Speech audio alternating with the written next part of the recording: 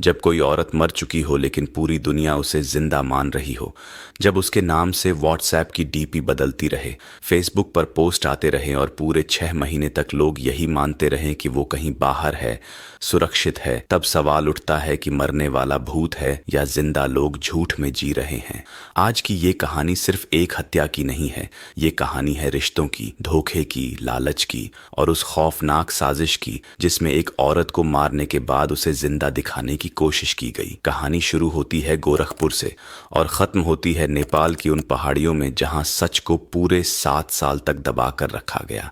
अगर आप सच्ची घटनाओं पर आधारित ऐसी ही अनसुनी, डरावनी और चौंकाने वाली कहानियां सुनना चाहते हैं तो वीडियो को लाइक कीजिए और चैनल को सब्सक्राइब कर लीजिए ताकि कोई भी सच्चाई आपसे छूट न जाए। उत्तर प्रदेश के गोरखपुर शहर में शाहपुर थाना क्षेत्र के सरस्वतीपुरम इलाके में रहने वाली एक महिला थी। नाम था राजेश्वरी उर्फ राखी श्रीवास्तव। राखी की जिंदगी बाहर से जितनी सामान्य दिखती थी, अंदर से उतनी ही उलझी हुई थी। उसकी कहानी की जड़ें जाती हैं साल 2006 से 2007 में, जब उसके पिता गंभीर रूप से बीमार पड़े और उनके इलाज के लिए उन्हें गोरखपुर के दाऊदनगर इलाके में स्थित आर्यन हॉस्पिटल लाया गया। इस हॉस्पिटल के संचालक थे शहर के जाने माने डॉक्टर डीपी सिंह। राखी अपने पिता की तीमारदार बनकर लगातार हॉस्पिटल आने जाने लगी और यहीं से शुरू हुई एक पहचान जो धीरे धीरे बातचीत में बदली और बातचीत कब नजदीकियों में बदल गई किसी को पता ही नहीं चला। डॉक्टर डीपी सिंह पहले से शादीशुदा थे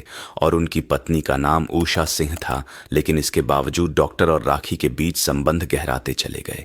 साल 2011 में बिना समाज को बताए, बिना परिवार को भरोसे में लिए डॉक्टर और राखी ने गोंडा में शादी कर ली। डॉक्टर ने राखी को गोरखपुर के शाहपुर इलाके के बिछिया में एक मकान भी दिलवाया जहां राखी अकेले रहने लगी। लेकिन ये रिश्ता ज्यादा दिन तक शांत नहीं रह सका। जैसे जैसे सच्चाई सामने आने लगी और डॉक्टर की पहली पत्नी को इस दूसरी शादी की जानकारी हुई, घर में विवाद बढ़ा, तनाव बढ़ा और हालात ऐसे बन गए कि डॉक्टर राखी से दूरी बनाना चाहते थे। यहीं से कहानी ने एक खतरनाक मोड़ लिया, क्योंकि राखी इस रिश्ते को किसी भी कीमत पर छोड़ना नहीं चाहती थी। आरोप है कि उसने डॉक्टर पर पत्नी का दर्जा देने का दबाव बनाया और बाद में ब्लैकमेलिंग भी शुरू कर दी। डॉक्टर के लिए यह रिश्ता अब बोझ बन चुका था। इसी बीच साल 2018 के फरवरी महीने में राखी ने बिहार के गया जिले के रहने वाले मनीष सिन्हा से दूसरी शादी कर ली। अब राखी की जिंदगी में दो पति थे, एक अतीत में और एक वर्तमान में। शादी के कुछ महीनों बाद राखी अपने दूसरे पति मनीष के साथ नेपाल घूमने का प्लान बनाती है और जून 2018 में दोनों नेपाल पहुंचते हैं। कुछ दिन घूमने के बाद अचानक राखी मनीष से कहती है कि तुम भारत वापस लौट जाओ, मुझे अभी यहीं रुकना है। मनीष लौट आता है लेकिन राखी कभी वापस नहीं आती। इसके बाद जो हुआ वो सिर्फ एक गुमशुदगी नहीं थी, बल्कि एक सोची समझी साजिश की शुरुआत थी और यहीं से राखी श्रीवास्तव एक औरत से एक रहस्य बन जाती है। मनीष सिन्हा के भारत लौटने के बाद भी राखी श्रीवास्तव के फोन से लगातार गतिविधियां होती रहीं। व्हाट्सएप पर उसकी डीपी बदलती रही, फेसबुक पर कभी तस्वीर तो कभी कोई पोस्ट दिखाई देती रही और यही वजह थी कि घर वाले, रिश्तेदार और यहां तक कि पुलिस भी यही मानती रही कि राखी जिंदा है और कहीं बाहर रह रही है। लेकिन असलियत इससे बिल्कुल उलट थी। जून 2018 के शुरुआती दिनों में नेपाल के कास्की जिले के पोखरा इलाके के सारंगकोट क्षेत्र में सड़क किनारे एक महिला की लाश मिली थी। लाश की हालत देखकर साफ था कि मौत सामान्य नहीं थी। नेपाल पुलिस ने शव को कब्जे में लेकर पोस्टमार्टम कराया, जिसमें सिर और पेट पर गंभीर चोटों के निशान मिले, जिससे हत्या की आशंका गहरी हो गई। लेकिन समस्या ये थी कि उस महिला की पहचान नहीं हो पा रही थी। इधर भारत में राखी के अचानक लापता हो जाने के बाद उसके पति मनीष सिन्हा परेशान थे। उन्होंने कई दिनों तक खुद तलाश की, लेकिन जब कोई सुराग नहीं मिला तो करीब 200 दिन बाद राखी के भाई अमर प्रकाश श्रीवास्तव को इसकी जानकारी दी। अमर को लगा कि कहीं न कहीं मनीष ही इस गुमशुदगी के पीछे है और गुस्से में आकर उन्होंने गोरखपुर के शाहपुर थाने में मनीष सिन्हा के खिलाफ अपहरण और गुमशुदगी की एफआईआर दर्ज करा दी। शुरुआती जांच में पुलिस का शक भी मनीष पर ही था, लेकिन कोई ठोस सबूत नहीं मिल रहा था। समय बीतता गया, 1 महीना, 2 महीने, 3 महीने और फिर पूरे 6 महीने निकल गए, लेकिन राखी सामने नहीं आई। इस बीच जो सबसे चौंकाने वाली बात थी वो यह कि राखी के सोशल मीडिया अकाउंट पूरी तरह एक्टिव थे। कभी फेसबुक पर एक्टिविटी दिखती, कभी व्हाट्सएप पर प्रोफाइल फोटो बदल जाती, यही वजह थी कि पुलिस भी इस केस को उतनी गंभीरता से नहीं ले रही थी। उधर नेपाल पुलिस भी उस अज्ञात महिला की पहचान में जुटी हुई थी।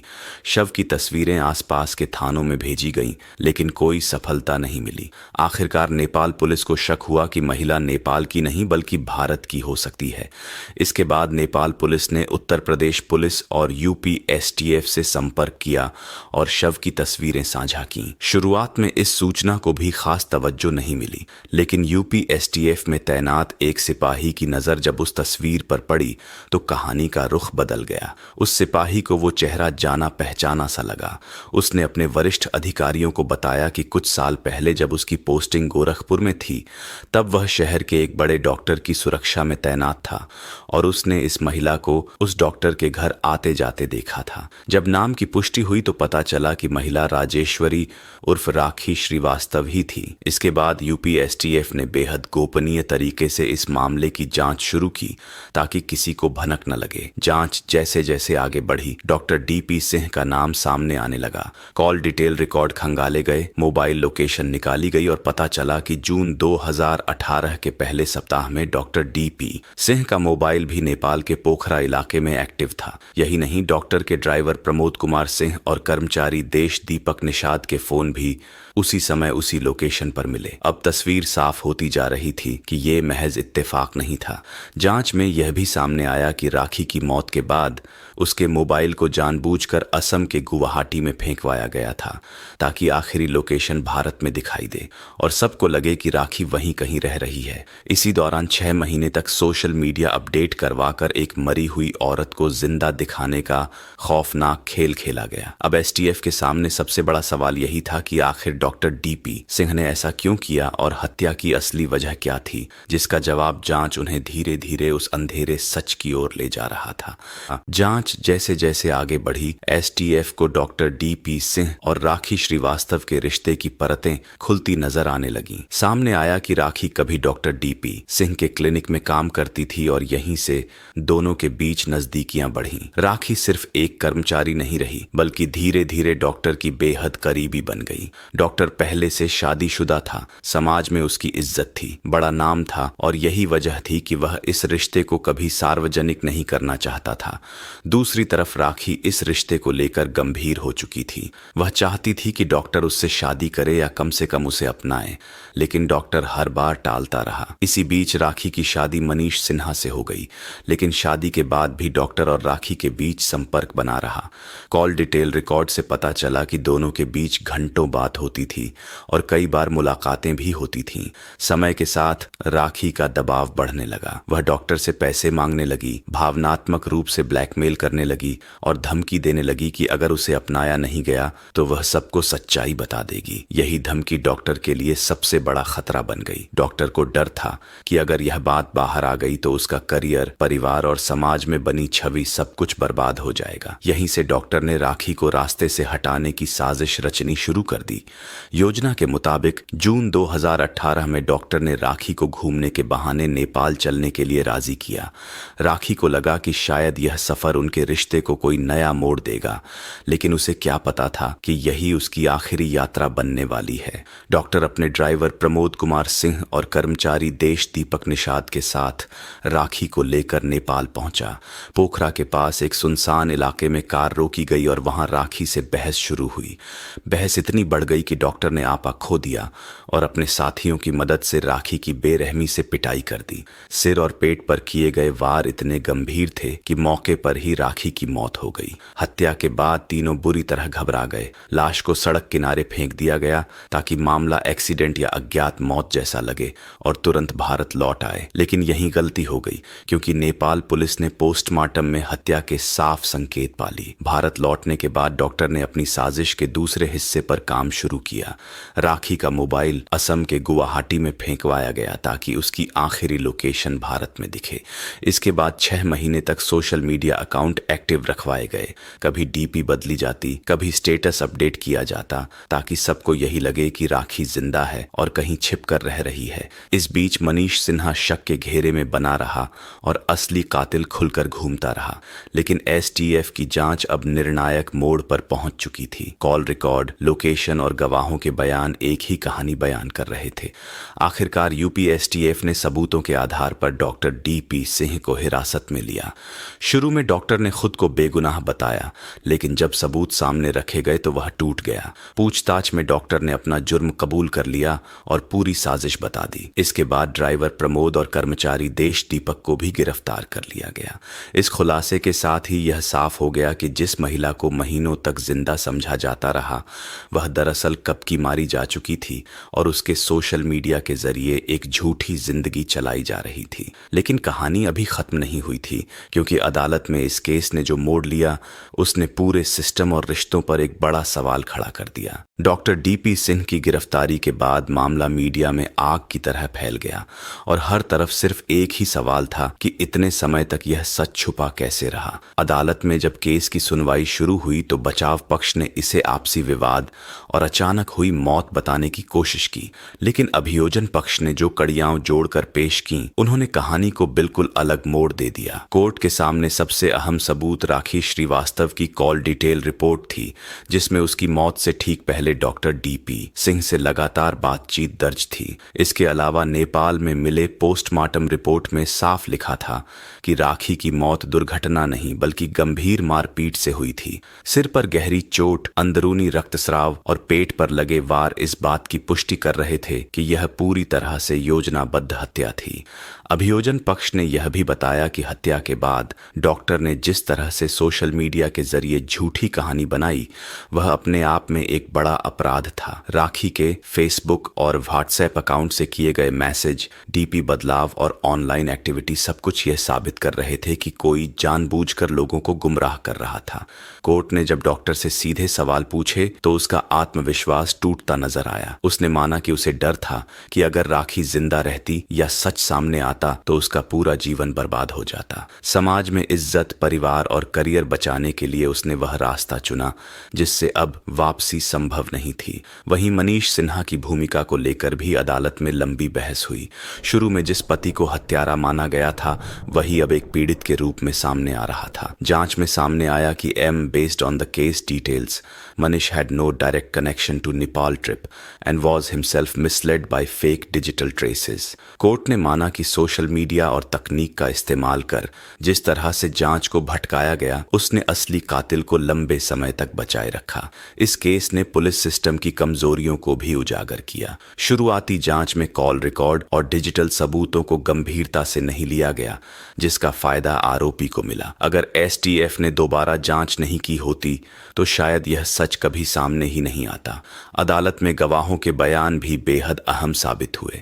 ड्राइवर प्रमोद और कर्मचारी देश दीपक ने बताया कि किस तरह डॉक्टर ने उन्हें भरोसे में लेकर नेपाल ले जाने की योजना बनाई और बाद में सबूत मिटाने के निर्देश दिए। हालांकि बचाव पक्ष ने उन्हें सह अपराधी बताते हुए उनकी गवाही को कमजोर करने की कोशिश की, लेकिन सबूतों की श्रृंखला इतनी मजबूत थी कि कोर्ट ने इसे स्वीकार कर लिया। सुनवाई के दौरान राखी के परिवार की हालत भी भावुक कर देने वाली थी। एक बेटी, एक पत्नी और एक बहन को खोने का दर्द उनके चेहरों पर साफ दिख रहा था। उन्हें सबसे ज्यादा तकलीफ इस बात की थी कि महीनों तक उन्हें यह उम्मीद दी जाती रही कि राखी जिंदा है और कभी भी वापस आ सकती है। यह झूठी उम्मीद उनके लिए किसी दूसरी सजा से कम नहीं थी। कोर्ट ने इस केस को सिर्फ एक हत्या नहीं बल्कि भरोसे, रिश्तों और सिस्टम के साथ धोखा बताया।